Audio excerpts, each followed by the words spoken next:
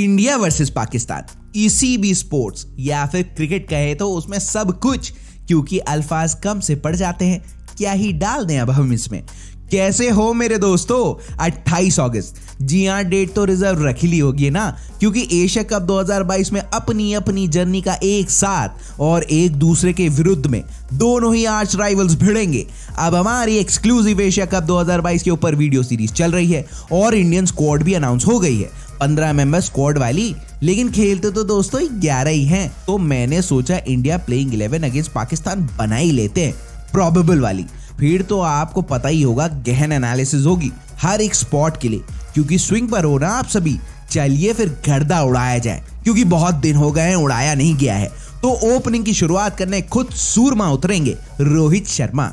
अरे वो हिसाब किताब तो बराबर करना होता है ना इन्हें। तो बड़े बड़े टूर्नामेंट्स में ना रोहित की पाकिस्तान के अगेंस्ट खट्टी और मीठी सी यादें हैं, मतलब कि जबरदस्त सक्सेस और फेलियर्स दोनों ही।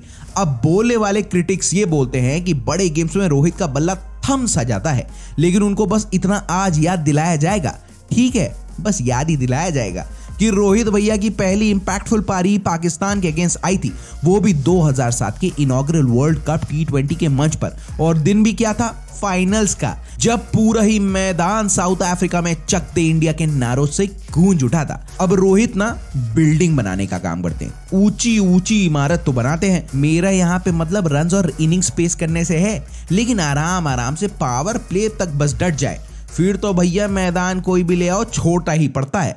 अब रोहित अपने एंड से यही सोच रहे होंगे कि नई बॉल को टैकल बहुत अच्छी तरीके से किया जाए अगेंस्ट पाकिस्तान, क्योंकि अगर अर्ली डिपार्चर हो गया ना तो टीम अंडर प्रेशर तो आ ही जाती है। लेकिन इतने हाई इंटेंसिटी प्रेशर वाले मैच में रोहित के बल्ले से रन्स निकलना तो सब एक्सपेक्ट ही कर रहे होंगे। ओपनिंग में उनका साथ देने आएंगे नंबर 2 पर होंगे KL राहुल।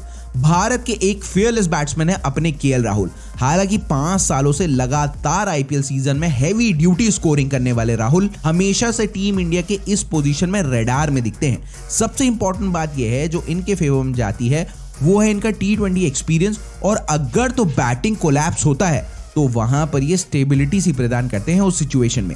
हालांकि ये पोजीशन KL राहुल की कांस्टेंट चेक पर रहेगी, क्योंकि कंपटीशन झाम फाड़ी चल रहा है ना टीम इंडिया में। बहुत सी बातें हैं कि KL राहुल को मिडिल ऑर्डर में शिफ्ट करके विराट कोहली से ओपनिंग कराई जा सकती है, लेकिन वो तो डिपेंडिंग अपॉन सिचुएशन वाला मामला है। कोहली के फॉर्म को देखते हुए मैनेजमेंट तो ये नहीं सोचेगा कि आओ फिर से एक्सपेरिमेंट किया जाए। और हाँ, एक्सपेरिमेंट का टाइम भी निकल ही चुका है भैया, क्योंकि पीछे से एक बहुत बड़ा टूर्नामेंट लगा हुआ है। नंबर 3 पर हो सकते हैं, जी हाँ, ऑब्वियस ही चॉइस, विराट कोहली। वो सुना होगा ना आपने, अपनी ही ब्रिलियंस का खुद ही शिकार हो जाना।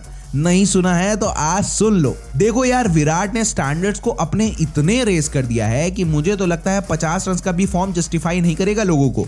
लेकिन इस बात से इनकार बिल्कुल नहीं किया जा सकता है कि विराट कोहली का बल्ला अब भूख से तड़प रहा है, रन्स चाहिए इसे।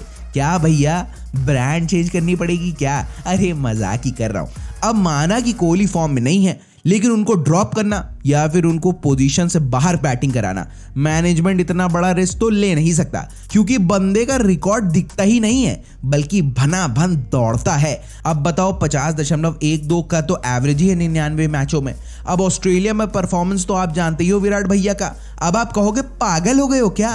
एशिया कप से सीधे तार छेड़ दिया तुमने ऑस्ट्रेलिया का, तो तैयारी तो वहीं की भी चल रही है। यहां चलेंगे तो ही तो कंगारुओं की धरती पर लचलच करके भागेंगे। अब 11 T20 आईज खेले हैं विराट ने ऑस्ट्रेलिया में, उसमें से 451 रन स्कोर किए हैं, 64.42 का हेल्दी बैटिंग एवरेज के साथ। स्ट्राइक रेट तो मामला टच होता है 145 के आसपास का, लेकिन वही मामला थोड़ा सा UAE में गड़बड़ा सा जाता है। अभी तक 5 मैचेस UAE में खेले हैं विराट ने, वहां पर 68 रन टोटल मारे हैं। स्ट्राइक रेट 100 का है, जो बिलो पार सा लगता है, और इसी में एक हाफ सेंचुरी है पाकिस्तान के अगेंस्ट। तो मंच है इनके लिए सबको बताने के लिए कि बस क्या हुआ नहीं है मेरा अभी। नंबर 4 पर फिर दिख सकते हैं बैटिंग करते हुए आपको सूर्य कुमार यादव। अब मैं अगर ये बात कहूंगा ना कि सूर्य कुमार यादव के ऊपर इंडियन टीम इस समय सबसे ज्यादा रिलाई करती है ना, तो ये बहुत बड़ी बात होगी नहीं, क्योंकि अगला प्रूफ करके ही दे रहा है आपको। सबसे अच्छी बात यह है कि टीम इंडिया के मिस्टर 360 डिग्री प्लेयर है, जो सबसे इंपॉर्टेंट एसेट होता है T20 फॉर्मेट में किसी भी दिन, और इस स्किल सेट को प्राप्त करने के लिए बहुत ज्यादा ही मेहनत करनी पड़ती है। ग्लैमरस स्ट्रोक मेकिंग और फ्लैम्बॉयंट बैटिंग करने के लिए अपने स्काई भैया जाने जाते हैं। जिस तरीके से इन्होंने इंटरनेशनल इवेंट में बहुत कम समय में कंसिस्टेंसी को मेंटेन करके रन्स बनाए ना, उसकी तो तारीफ होनी चाहिए। क्यों होनी चाहिए कि नहीं होनी चाहिए? तो इस बात पे लाइक ठोक दो, इतना ठोक दो कि आगे बढ़ती ही चली जाए ये वीडियो, गर्दा वर्दा सभी उड़ जाए। हाल फिलहाल में सूर्या ने इंग्लैंड के अगेंस्ट सबसे छोटे फॉर्मेट में शतक लगाया और क्या ही शॉट्स खेल डाले कि लगा कि ये शॉट्स पॉसिबल कैसे हैं यार। और हाँ, अभी तक के अपने ब्रीफ से T20I करियर में सूर्या ने 672 रन टोटल मारे हैं, वो भी एक स्टैगरिंग स्ट्राइक रेट 175.45 के साथ। जबकि अगर आप सूर्या के T20 स्ट्राइक रेट को अगर गौर से देखोगे तो फिर वो अभी तक होता है 144.69 का। अब पाकिस्तानी लाइनअप इनके लिए स्ट्रैटेजी तो फॉर्म कर ही रहा होगा, क्योंकि अगर सूर्या सेटल डाउन हो गए ना तो 22 गज की पट्टी पर अच्छा तो कुछ होके देगा नहीं, फिर तो sky is the limit. Number 5 पर प्लेइंग 11 में होंगे ऋषभ पंत। वर्ल्ड क्रिकेट में अभी तक के लॉट में सबसे अनप्रिडिक्टेबल खिलाड़ी हैं ये। अगर तो ये सेटल डाउन हो गए और शुरुआत टफ फेज इन्होंने पार कर लिया तो फिर पंत भैया बॉलिंग यूनिट को डिस्ट्रक्ट करते हैं। फिर तो सिर्फ बॉल दिखती है, इनकी बैट स्पीड, ये शफल करते हैं, एक हाथ से शॉट्स लगाते हैं और सिर्फ सुताई करते हैं। अब इंग्लैंड के खिलाफ T20I सीरीज में टीम में एक्सपेरिमेंट किया था कि इनको बैटिंग में ओपनिंग कराने का चांस दे दिया था। वहां तो एक्सपेरिमेंट चल के नहीं दिया, लेकिन इसके पीछे की सोच ये है कि अगर वो ओपन कराया जाए इनसे तो फिर मैन इन फॉर्म बैट्समैन को ज्यादा चांस मिलेगा क्रीज पर वक्त बिताने का, जो कि एक अच्छा मूव हो सकता है। कुछ समय के पहले ये जो हो हल्ला हो रहा था कि ऋषभ पंत की T20I स्क्वाड में अपनी पोजीशन जस्टिफाई नहीं कर पाते हैं, और वैसे इनकी वो परफॉर्मेंसेस उतनी आ भी नहीं रही थी T20I मैचेस में, लेकिन अपनी पोजीशन को सॉलिड किया है पंत ने। इंग्लैंड के अगेंस्ट डू और डाई वाले ODI मैच में वो भी शतक लगाकर मैच जिताकर भैया मौजी सी आ गई थी उस दिन तो। नंबर 6 पर प्लेइंग 11 में होंगे none other than Hardik Pandya. कुछ समय के अपने मीडियोकर परफॉर्मेंस और इंजरी इश्यूज का सामना करने के बाद जो ही वापसी हार्दिक पांड्या ने क्रिकेट में की है ना, वो काबिले तारीफ है। ये कमबैक की इबारत उन्होंने लिखी IPL 2022 में गुजरात टाइटंस की कैप्टनसी करते समय, जब अपने मेडन कैप्टनसी असाइनमेंट में ही पांड्या ने GT को IPL का खिताब दिलाने में एक एंकर की भूमिका निभा डाली। और इंटरनेशनल इवेंट्स में तो फिर लास्ट 12 इनिंग्स में पांड्या के नाम 282 रन है और 28 ओवर्स डाल के 8 विकेट्स भी झटके हैं। वो कहते हैं ना, हर खिलाड़ी अपनी फॉर्म के एक ड्रीम रन में होता है, तो वो ये दौर पांड्या का है। हार्दिक ने ना एक लेस ही पकड़ ली है और वो इंडियन सेटअप में बहुत ही क्रूशल रोल प्ले करते हैं। और समय के साथ ही साथ हार्दिक भैया अपने गेम के स्टैंडर्ड्स को कंटिन्यूअसली एक बार स्केल अप ही कर रहे हैं। पाकिस्तानी बैटिंग लाइनअप के अगेंस्ट ये कुछ बढ़िया स्पेल से एक गेम चेंजर भी हो सकते हैं। अब पांड्या की इंपॉर्टेंस टीम में बहुत बढ़ गई है, लेकिन देखना होगा कि हार्दिक एक्सपेक्टेशंस पर कितना ही फिट बैठते हैं। 7वें नंबर पर होंगे पाकिस्तान के अगेंस्ट। ये बहुत डिफिकल्ट है, लेकिन इंक्लूड शायद यहाँ पर हो सकते हैं रविंद्र जडेजा। अब भड़क मत जाना कि आप लोग बिल्कुल भी कि दिनेश कार्तिक को क्यों नहीं लिया। देखो यार, हार्दिक और जडेजा का ना कॉम्बो बॉलिंग डिपार्टमेंट में बहुत ही जबरदस्त हो सकता है। इंडिया वैसे भी थोड़ी सी young front line fast bowling unit के साथ टूर्नामेंट में प्रवेश करेगी। इंग्लैंड के खिलाफ सीरीज में भी जडेजा का परफॉर्मेंस शायद उनको प्रेफरेंस DK के ऊपर थोड़ा सा दे दे। पाकिस्तानी बैट्समैन फिंगर स्पिनर के अगेंस्ट बहुत ही अच्छी बैटिंग करते हैं, तो वहां पर देखना होगा जडेजा कितना डिफरेंस कर पाते हैं। रविंद्र जडेजा एक बहुत ही बड़े एसेट है लोअर मिडिल ऑर्डर में बैटिंग करने के लिए, और पांड्या और जडेजा 5th और 6th बॉलिंग ऑप्शन हो जाएंगे, तो फिर तो टीम इंडिया का कॉन्फिडेंस देखते ही बनेगा। आप इसमें कमेंट करना और थोड़ी सी दुविधा से मुझे निकालना। 8वें नंबर के प्लेयर होंगे रविचंद्रन अश्विन। अब आपको तो पता ही है, भली भांति की टूर्नामेंट UAE में हो रहा है, जहां पर स्पिन फ्रेंडली पिचेस है। वहां पर पहले ही मैच में इंडिया पाकिस्तान के अगेंस्ट रवि अश्विन को फील्ड जरूर करना चाहिए। ऐसा क्यों?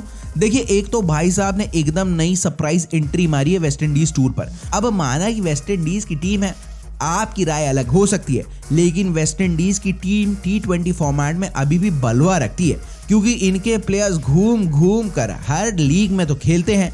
अब वहां पर अश्विन का बॉलिंग इकोनॉमी रेट भी 7 के अंडर ही था, और ये इंक्लूजन इसलिए भी हमने देखा कि IPL 2022 में राजस्थान रॉयल्स के लिए भी अक्सर अश्विन ने कुछ बढ़िया हैंडी इनिंग्स बैट से खेली, तो इनका खेलना बॉलिंग पर्सपेक्टिव से तो जरूरी ही है, लेकिन इनका इंक्लूजन टीम में एक एक्स्ट्रा बैटिंग डेप्थ भी ऐड करता है। अब ये स्लॉट वैसे उतना भी आसान नहीं है, क्योंकि रवि बिश्नोई भी साथ में गए हैं और उन्होंने विकेट्स भी स्कैल्प करके दिए हैं वेस्ट इंडीज के अगेंस्ट, लेकिन यूजी की प्राइम लेग स्पिनर और रवि अश्विन भैया का एक्सपीरियंस प्लस ऑलराउंड स्किल्स, घातक मामला तो बनता ही है यहाँ पर। नवे प्लेयर की बात कर ले तो यहाँ पर जिक्र आता है भुवनेश्वर कुमार का। स्टार्ट के साथ ही स्विंग और सीम, बिल्कुल सही टप्पे पर प्रेशर सिचुएशन में धैर्य, बहुत ज्यादा एक्सपीरियंस और फॉर्म, ये सारे पॉइंट्स भुवी के पास ही मिलेंगे आपको। साउथ अफ्रीका के अगेंस्ट होम T20I सीरीज में 6 विकेट्स, वो भी डिसेंट इकोनॉमी रेट के साथ 6.07 का। आयरलैंड और इंग्लैंड की ट्रिप पर भी 6 विकेट्स। वो कहते हैं ना, good old days are back, तो वही सेम सिचुएशन इनके साथ हुई दिखती है जब पावर प्ले में भुवी जबरदस्त बॉलिंग करते हैं और मास्टरफुल स्विंग बॉलिंग का नजारा पेश करते हैं। नई गेंद से भी रेगुलरली विकेट्स लेना यूएसपी है जो एशिया कप में बहुत फायदेमंद होने वाली है इनके लिए, और खास तौर से पाकिस्तान के अगेंस्ट जब आपका आगाज होने वाला हो तब। याद करिए भुवनेश्वर ने पाकिस्तान के विरुद्ध अपना डेब्यू किया था और इन स्विंगिंग बॉल से विकेट जमीन में से निकालकर परखच्चे उड़ाते हुए उड़ गया था। तो भुवी लीड ही करेंगे फास्ट बॉलिंग सेटअप को। नंबर 10 पे होने चाहिए यजुवेंद्र चहल। अब देखो आईपीएल में पर्पल कैप हासिल करने के बाद टीम इंडिया में वापसी और बस फिर सभी पुरानी बातें, विकेट्स लेना और अपने बंतुल बुकारे में भी नई नई वेरिएशंस ऐड करना, ये काम तो कोई चतुर यूजी चहल से ही जाने। अब देखो थोड़ा सा रिकॉर्ड इनके पक्ष में नहीं था, इसीलिए चहल को T20 वर्ल्ड कप 2021 में ड्रॉप किया गया। इसकी चोट ना शायद चहल को इतनी लगी कि उन्होंने कहा सब कुछ हटाओ, अब मैं ऐसे तो यहां से जाऊंगा नहीं। अपनी परफॉर्मेंसेस से भाई ने जवाब दिया और कंटिन्यूअसली विकेट्स लेने का काम किया। अब मेरा तो मानना है पाकिस्तान के अगेंस्ट या फिर एशिया कप में जो भी परफॉर्मेंस है, इनका टिकट ऑस्ट्रेलिया वाली फ्लाइट में तो अभी से करके ही दे दिया गया होगा। स्टैट्स पर हम किसी और दिन बात करेंगे इनकी, लेकिन जो पेस पर इन्होंने अपने काम किया है और लेग स्पिन में चहल का कमांड जो आया है, वो यूएई और ऑस्ट्रेलिया जैसी पिचेस पर बहुत काम आने वाला है, क्योंकि अमूमन वहां पर बाउंड्रीज बड़ी होती है और जब भी पेस नहीं आप दोगे तो फिर बैट्समैन को ज्यादा ही एफर्ट्स लगाने पड़ेंगे ना बॉल को मारने के लिए, और ज्यादा एफर्ट्स बॉल को मारने का मतलब हुआ विकेट्स निकाल के दे देंगे, क्योंकि फिर गलती करने की संभावनाएं बढ़ जाती है ना। अब चलते हैं नंबर 11 की तरफ, तो वो होंगे अर्शदीप सिंह।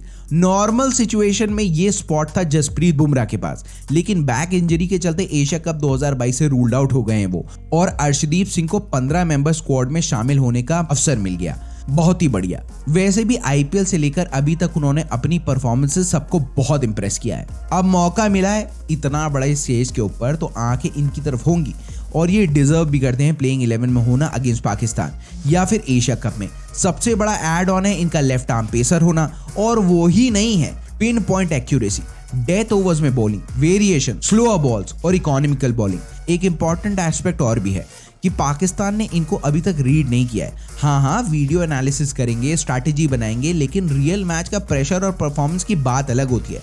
ये आउट ऑफ सिलेबस वाला मामला बनकर आ सकते हैं। 6 T20I मैचेस में 9 विकेट्स और इकोनॉमी रेट रहा है 6.34 का। इंटरनेशनल अरीना का प्रेशर तो फट से एब्जॉर्ब जैसा कर लिया इन्होंने, जहां पर आवेश खान, प्रसिद्ध कृष्णा और उमरान मलिक जैसे बॉलर्स को थोड़ी डिफिकल्टी आई। यूएई की पिचेस थोड़ी सी स्लो ट्रेजेक्टरी की तरफ जाती हैं, तो फिर बाबर आजम एंड कंपनी के लिए डगर आसान तो नहीं होगी दोस्तों। आपका क्या मानना है? अब ये तो प्रेडिक्टेड प्रोबेबल 11 है, ऑफेंड बिल्कुल मत होना, और हाँ कमेंट बॉक्स पर अपनी प्लेइंग 11 अगेंस्ट पाकिस्तान बताना, क्योंकि ये मैच इतना खास है। अब कुछ छूटा होगा तो माफ कर देना, मुझे तो पहली ही फुर्सत में।